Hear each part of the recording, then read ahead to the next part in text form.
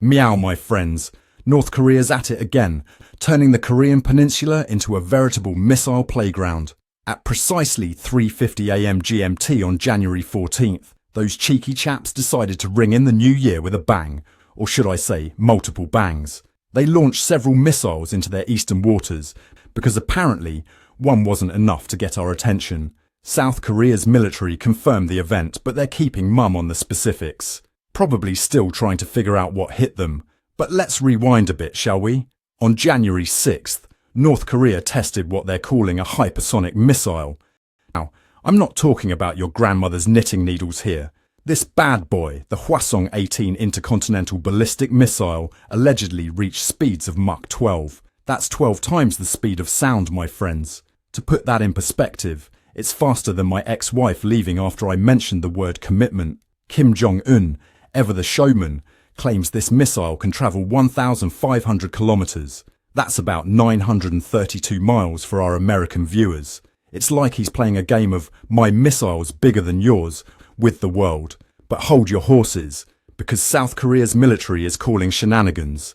They reckon it only flew about 1,100 kilometers. Still impressive. But let's not get carried away, Kimmy. Our dear friend Kim insists these missiles are for self-defense and can reliably contain any rivals in the Pacific. Yes, because nothing says self-defense quite like a hypersonic missile that can reach Guam. It's like bringing a flamethrower to a water balloon fight. Now, you might be wondering, Ron, why all this missile mayhem? Well, my friends, it's all about timing.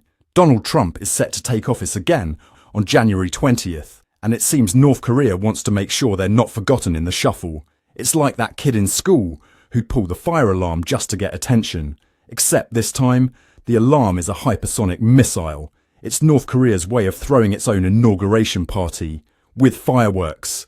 But wait, there's more. These tests aren't just about showing off. They're part of North Korea's grand plan to beef up their military might. They've been busy little bees, conducting around 100 ballistic missile tests in 2024 alone. That's more launches than I've had hot dinners. They're launching missiles more often than I launch into existential crises. And let's not forget their cozy new friendship with Russia. There are whispers of technology transfers that could be giving North Korea's weapons program a boost.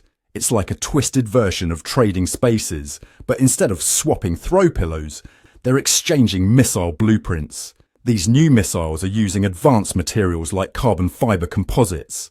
It's like they've gone from building with Legos to Transformers overnight. Now, if you're enjoying this missile crisis breakdown, don't forget to hit that subscribe button.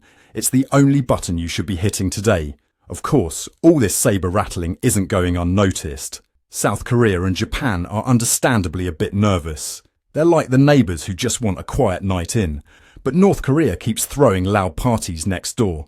In response, they're beefing up their own defences faster than you can say nuclear deterrent. South Korea's reportedly considering increasing its defence budget by billions of dollars. It's like they're preparing for the world's most expensive game of missile command. The United States is getting in on the action too, sharing real-time missile warning data with its allies. It's like a high-stakes game of telephone, but instead of funny phrases, they're passing along missile trajectories. And let's not forget China, the quiet kid in the corner who's watching all this unfold. They're probably wishing they could change neighbourhoods right about now. But here's the kicker, my friends. These hypersonic missiles aren't just fast, they're unpredictable. They can change direction mid-flight, making them harder to intercept than a greased pig at a county fair. It's giving military analysts more headaches than a cheap wine hangover. Traditional missile defence systems are about as useful against these as a paper umbrella in a hurricane. Now, let's talk about the elephant in the room, or should I say, the nuclear warhead in the silo. North Korea's been violating more UN Security Council resolutions than I've broken New Year's resolutions. We're talking about resolutions 1718, 1874, 2087, and 2375. It's like they're collecting violations like Pokemon cards. But why stop at missiles when you can have an entire military-industrial complex? North Korea's reportedly been cozying up to Russia, selling them arms for their little Ukrainian adventure. It's like a twisted version of Pimp My Ride, but instead of cars, They're pimping out their weapons factories. And the best part? They're getting paid in sweet, sweet foreign currency. Who needs food when you can have ICBMs, right? Speaking of which, let's not forget the economic implications of all this.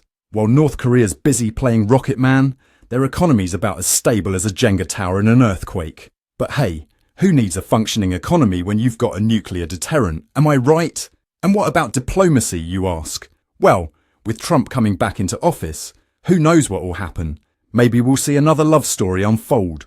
Remember when Trump said he and Kim fell in love? It was like a geopolitical version of The Bachelor, but with nuclear weapons instead of roses. Now, let's take a moment to appreciate the historical context of all this.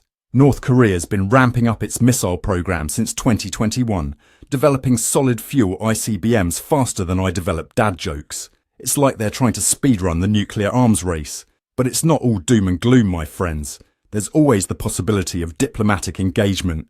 Maybe the new administration will bring a fresh approach. Or maybe they'll just exchange more beautiful letters. Who knows? In the world of international politics, anything's possible. So what's the takeaway from all this? Well, it seems the Korean peninsula is turning into a veritable missile playground. North Korea's playing a dangerous game of catch me if you can, while the rest of the world scrambles to keep up. It's like a high-stakes arms race, but instead of running, everyone's launching rockets. In the end, my friends, we're left with more questions than answers. Will North Korea keep pushing the envelope? How will the international community respond? And most importantly, when will someone invent a hypersonic delivery service for my takeout? Only time will tell. Until then, keep your eyes on the skies and your ear to the ground. I'm Ron de Parmesan, and this has been another Newscat special report.